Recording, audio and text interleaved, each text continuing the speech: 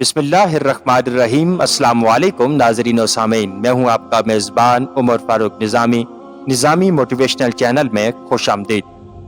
آج سے سینکڑوں برس پہلے عرب کے ایک قبیلے طے میں حاتم نامی شخص پیدا ہوا۔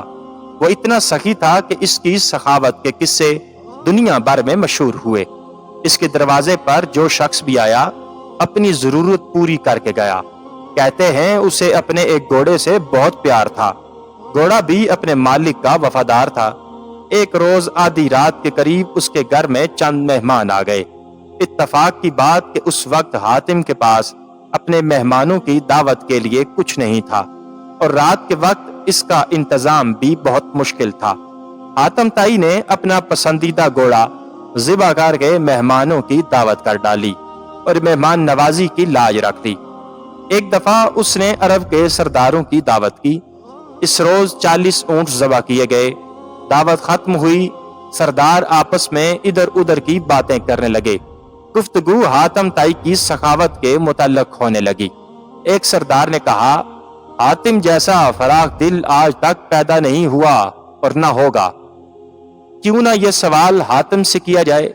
دوسرے سردار نے کہا۔ چنانچہ حاتم سے پوچھا گیا کہ کیا اس نے اپنے آپ سے زیادہ سخی اور عظیم انسان دیکھا یا سنا ہے؟ حاتم کافی دیر تک سر جھکا کر سوچتا رہا اور پھر مسکرا کر بولا، بہت زیادہ مال و دولت لٹانے کا نام سخاوت نہیں۔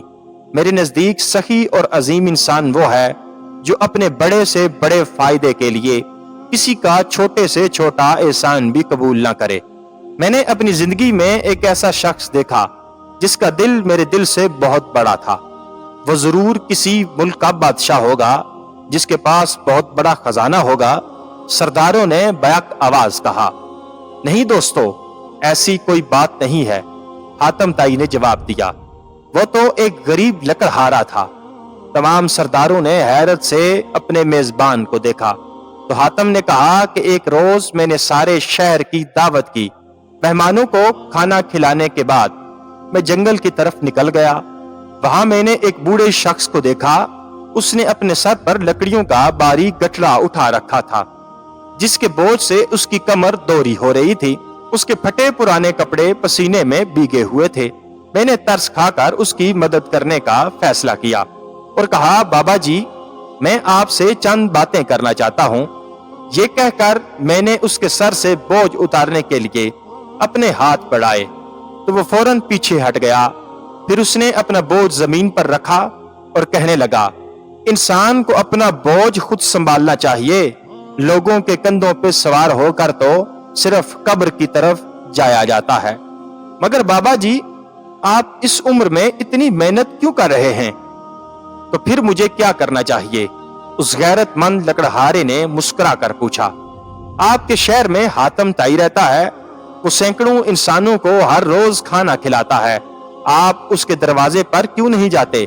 یہ سن کر لکڑہارے نے گور کر مجھے دیکھا اور بڑی بے نیازی سے کہا، حاتم کے 2 ہاتھ ہیں، خدا نے مجھے بھی 2 ہاتھ عطا فرمائے ہیں۔ کتنے شرم کی بات ہے کہ میں اس کی کمائی ہوئی روٹی کھاؤں۔ کسی کا احسان اٹھانے سے بہتر ہے کہ میں بے جان لکڑیوں کا گٹھا سر پر اٹھا لوں۔ سب سردار حیران ہو کر حاتم کو دیکھنے لگے تو حاتم نے کہا، وہ غریب انسان مجھ سے بڑے دل کا مالک تھا۔ سبق یہ ہے کہ دوسروں پر بھروسہ کرنے کے بجائے اپنے ہاتھ سے رزق کمانا باعث عزت ہوتا ہے۔ یقیناً آپ کو ہماری یہ ویڈیو پسند آئی ہوگی۔ ویڈیو کو لائک اور چینل کو سبسکرائب ضرور کیجیے۔